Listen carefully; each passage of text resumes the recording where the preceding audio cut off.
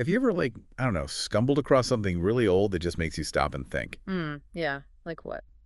Well, we were going through some ancient writings, and this phrase just jumped out at us. Non fu fui non sum non curo. What's that Latin? It is, yeah. It translates to I was not, I am not, I do not care. Wow.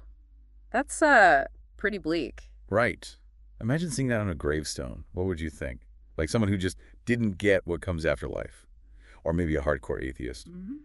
Or just someone totally hopeless. Yeah, I can see how it could be interpreted in a lot of different ways. It's a very thought-provoking inscription. Definitely. And it turns out it's a phrase often attributed to Epicurus. The Greek philosopher. That's the one, 4th century BC. Yeah. So it really gives you a glimpse into how some people, way back then, viewed death. Interesting. It's so different from, well, from a lot of beliefs today. Exactly.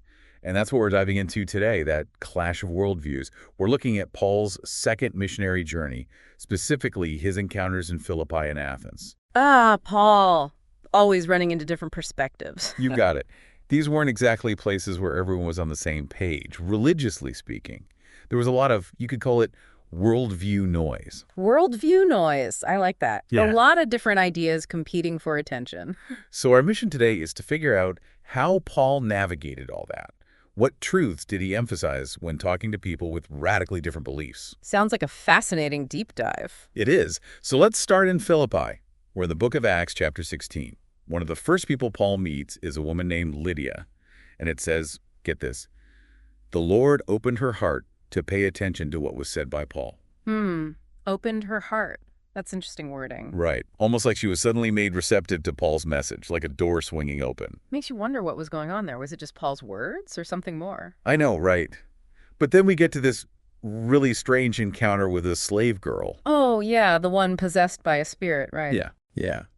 She follows Paul and Silas around shouting, "These men are servants of the Most High God, who proclaim to you the way of salvation." On the surface, seems like a good thing, doesn't it? You'd think so, but it gets complicated. How so? Well, think about it. From a Jewish or Christian perspective, calling God the Most High God is pretty standard. Right, it's a common title in the Old Testament. Exactly.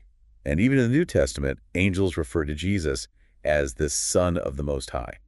So theologically, it's not wrong. What? But the people in Philippi weren't Jewish or Christian. They were Gentiles, steeped in Greek and Roman culture. Ah, so their understanding of Most High God would have been different. Very different. For them, the Most High God was most likely Zeus. Zeus, the king of the gods, yeah. Okay, now that changes things. Big time. So this girl is yelling that Paul and Silas are servants of the Most High God, and everyone's probably thinking they're talking about Zeus. Wow. Talk about a communication breakdown. Right. Imagine the confusion. People might have thought Paul and Silas were promoting some kind of Zeus worship. It really highlights the challenges of communicating across cultures. Especially when it comes to religion. The same words can have such different meanings. Totally. The underlying assumptions, the whole worldview, it can be completely different. So Philippi shows us just how easily messages can get muddled when worldviews collide. Now let's fast forward to Athens. Athens. That's the city known for its philosophers and Yeah. all those temples, right? Exactly. A real marketplace of ideas. But when Paul arrives, Acts chapter 17 tells us he's deeply troubled by all the idols he sees. Yeah, I can imagine. It must have been quite a culture shock. But instead of immediately condemning them, Paul takes a different approach. He decides to lay a kind of God foundation first. A God foundation. Yeah, like a groundwork of basic truths about God. He realizes that his Athenian audience, with their philosophy and their pantheon of gods, need a different starting point. So he's meeting them where they are. Exactly. And he does this in his famous sermon at the Areopagus, recorded in Acts 17, starting around verse 24. And get this, he crams about 20 points about God into just 8 verses. Wow, that's a lot to unpack. It is. But it's super important because these are the building blocks for everything else he wants to say. What kind of points does he make? Well, he starts by saying that God is the creator, not just of humans, but of the entire cosmos, everything. Okay, so he's establishing God as the ultimate source of all things. Right.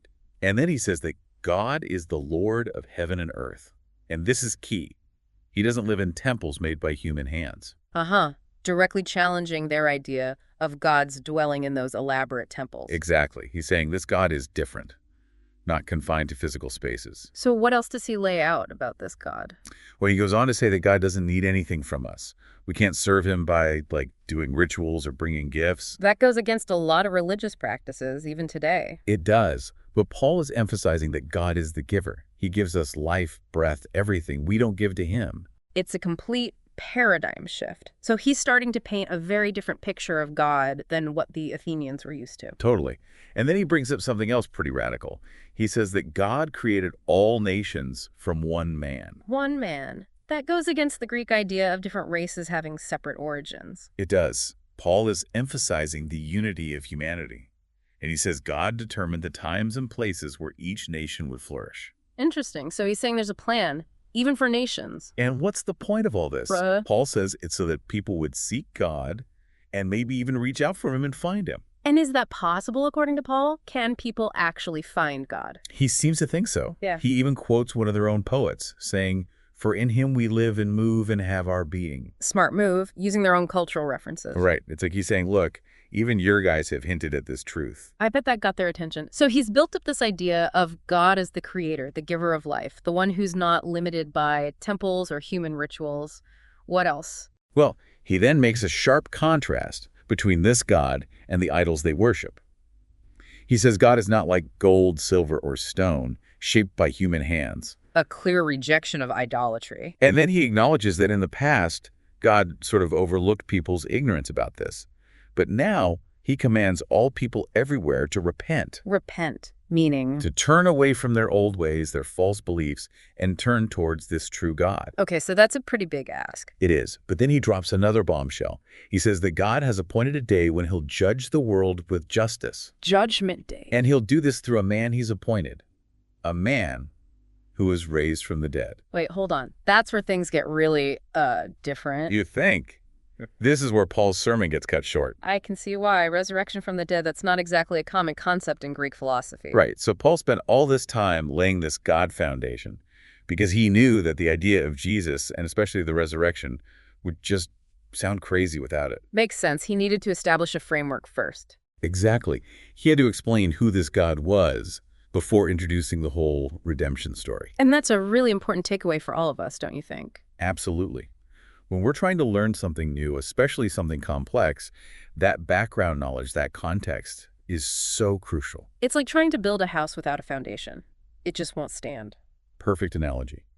And, you know, it's even more important today when we're bombarded with information from all sides. Oh, absolutely. Everyone's got their own set of beliefs, their own filters they see the world through. Right. So even when we think we're communicating clearly, our message can get totally misinterpreted if the other person is coming from a totally different place. It makes you realize how important it is to really listen to each other and try to understand where the other person is coming from.